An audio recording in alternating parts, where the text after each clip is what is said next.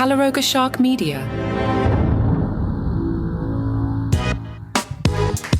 Hello, I'm Johnny Mac with your daily comedy news. I don't think I'm in a mood, but I just have this feeling today as I record that comedy's a little boring right now. I just feel like there's a rhythm of, hey, it's Tuesday, there's a Netflix special, okay, fine, and HBO does one a month. And the comedy podcast, there's like a circle of 10 people, and they all go on each other's podcasts, and that's all fine. We're doing some comedy festivals every weekend, and there just seems to be nothing new. And there's not a new face. There's no one shaking things up. There's no one bringing anything new to the format. I don't know what I want, but I feel like it's been a minute. You know me, I'm always looking for a good controversy or something to goof on, a George Lopez tacos, a Jim Gaffigan bourbon.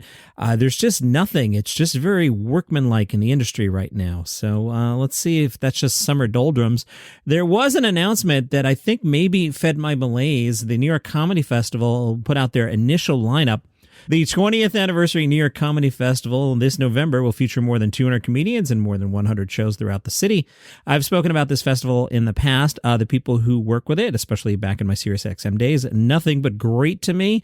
But New York is so large that this festival, it's New York City, man. It disappears. It doesn't have the presence of, say, a Montreal Comedy Festival or a comedy festival in a smaller city. This one, they'll hang a couple banners up, but if you don't know about it, you won't know about it. All right, it's November 8th through November 17th. The headliners include Judd Apatow, this is alphabetical order, Dave Attell, Bill Maher, Tracy Morgan, J.B. Smoove, and Jaboukie Young-White. I mean, those are your headliners? Maher, Morgan, J.B. Smoove, Attell? Yeah. Other headliners include Jeff Arcuri, Zorna Garg, Gabe Iglesias. I'm surprised he's not on that top list there. Joe List, Matt McCusker, Nurse John, Miss Pat, Adam Ray is Dr. Phil, The Rest is History, Justin Silva, Dan Soder, and Jimmy O. Yang. The New York Comedy Festival is the largest and longest-running annual comedy festival in the United States. That's kind of stunning, but probably also true. Launched in 2004, not that long ago. Festival founder Caroline Hirsch said, from up-and-comers to A-list stars, a diverse talent lineup brings laughter to a wide range of comedy fans at venues all across 5 boroughs of New York City, with even more shows to be announced soon.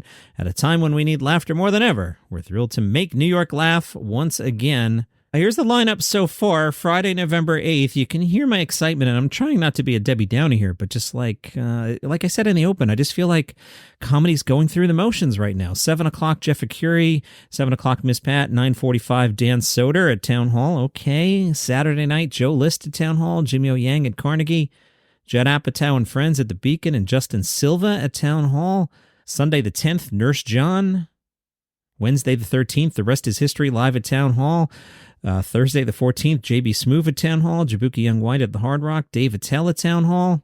Friday the 15th, Tracy Morgan at Town Hall, Jaboukie Young-White again, Gabe Iglesias at the King's Theater, Adam Ray is Dr. Phil live at the Beacon. Saturday, a podcast taping, Matt McCusker, Jaboukie Young-White again, and Bill Maher at the Beacon. And then on Sunday, Zorna Garg. That'll clearly fill in more, but I'm on the New York Comedy Festival.com history page. Now, I wish they went a little further back. The farthest back I can go is 2013, and as they write, the festival marked its 10th year, featuring, now listen to this lineup. Is this a little more exciting?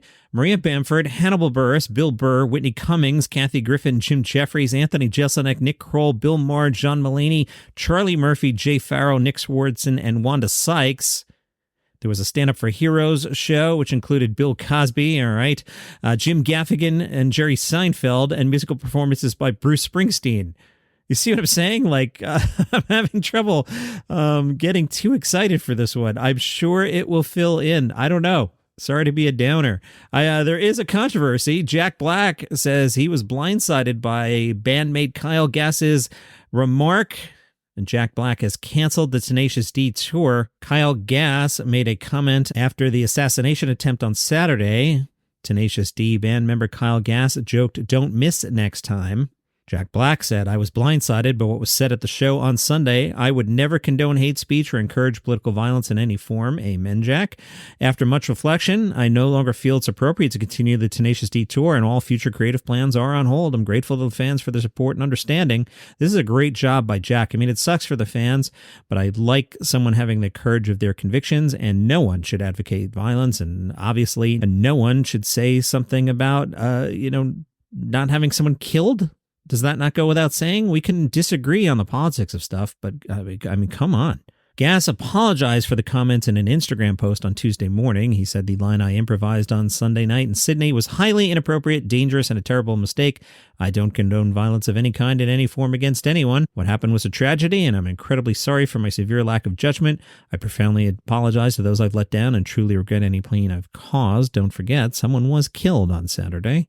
Tenacious D was planning to perform 7 shows across Australia and New Zealand over the next 2 weeks. Sounds like that partnership may be over. Taylor Tomlinson's publicist deserves a raise. A coworker used to call these articles wax jobs, and Taylor got quite the wax job from Variety. The headline, How Taylor Tomlinson Overcame Debilitating Fear and Became the Sole Woman of Late Night with After Midnight. Some publicists worked real hard to get this one in. At the center of a simple but colorful stage stands the 30-year-old Tomlinson, the picture of calm in a pantsuit that manages to toe the line between professional and hip. Tomlinson, the only woman currently hosting a late-night network series, will later reveal that when she first took the job, Stephen Colbert gave her some valuable advice, which was, you're not going to be amazing right away. He let me know that this will take a while to learn and not to expect to nail it in the first week, and that helps so much because I still feel like I'm learning how to do this job every day. That is true. Like any profession, things get better with reps, including this dumb show here that you're listening to. Tomlinson was a natural since its January 17th debut to this day. She reads like a seasoned pro, rolling with the punches, putting her guests at ease, and keeping the audience entertained. Again, I'm not here to make fun of Taylor Tomlinson. I'm making fun of the publicist deserving a raise for getting Variety to print this thing. Even Colbert is impressed by how quickly she seems to have adapted.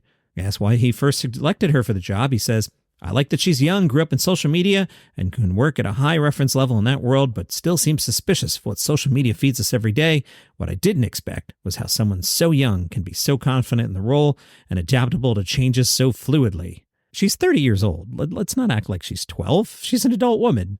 The sky's the limit for the comic, who seems up for any challenge. Asked if there's anything about Tomlinson that might surprise people, Stephen Colbert says she spends her free time racing motorbikes and can bench press 215 pounds. She also doesn't mind when friends lie about her to the press.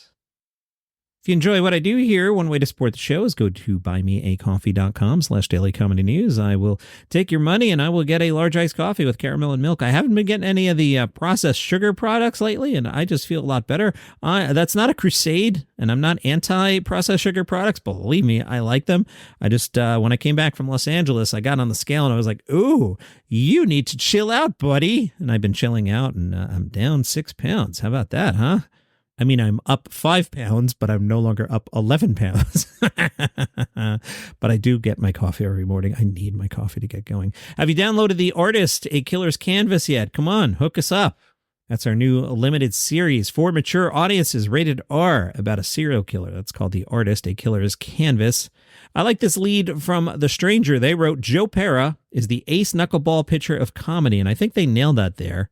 What do they mean? They say Joe Pera's jokes come at you slowly and unpredictably. While they may initially seem underwhelming compared to those of high-velocity comics, they invariably wind up in the strike zone and make you shake your head in disbelief and amusement at their off-kilter trajectory and the revelatory thud they make in the catcher's mitt of your mind. His deadpan okie-dokie delivery belies a sharp, sneaky wit. You nailed it there, The Stranger. The Stranger was curious. They asked Joe, hey, Wikipedia lists your birth year as either 1988 or 1989. Can you set the record straight, or do you prefer to remain a mystery? Joe Pera said, it doesn't matter. The Stranger said it might matter to some people, and Joe said, am I 35, 36, or 37? Let that keep them up at night. The Stranger says, does it seem like an advantage for your comedy to not have everyone know everything about you? Joe said, it's different nowadays. Before the TV show, Joe Pera Talks With You, it was nice to go on stage with a complete blank slate and win an audience over, reveal a little about yourself bit by bit, but I feel like it's not even possible nowadays because people know a decent amount about me through the TV show and my other work. It's a different feeling at the beginning of the shows. There's already a kind of a background of who I am and what kind of comedy I'm going to do. Some ways, it's nice not to start from zero with the audience. At other times, it's kind of less fun. You can't get to know each other together at the same time. I love this, too. The stranger said, I haven't seen every minute of your comedy, but I've seen a fair amount. Do you not dip into the well of your Italian upbringing? Joe said, well, I'm no Sebastian Maniscalco. But I got a couple of jokes about my Italian upbringing this time around. There were some mild mentions of it on the TV show, the way the grandmother made the meatballs, the way she was always cooking. I'm not an immigrant myself. I'm a few generations removed, so I don't feel like it's part of my everyday reality. It'd be a little weird if I was a blonde guy talking about being an Italian the whole time. There's a new comedy album out today from Mickey Overman. Her album is called This Is Me. You can get that on the 800-Pound Gorilla. Dave Chappelle has announced an intimate New York City show. It's this Thursday at the Gramercy Theater. Tickets went on sale by the time you heard this. Sorry, I try, so I imagine it's sold out. And it's one of those cell phone-free events, which is just a pain in the hat.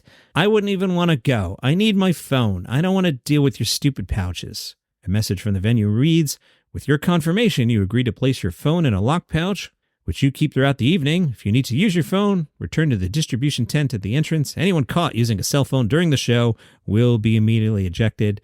Stop. It's just annoying. It's the 21st century, dude. So someone's going to put some crappy cell phone video of your joke on the internet. Whatever. That's your comedy news for today. Let me know your thoughts in the Facebook group, a Daily Comedy News podcast group. Am I just in a mood today, or is comedy a little flat right now? And I'll see you tomorrow.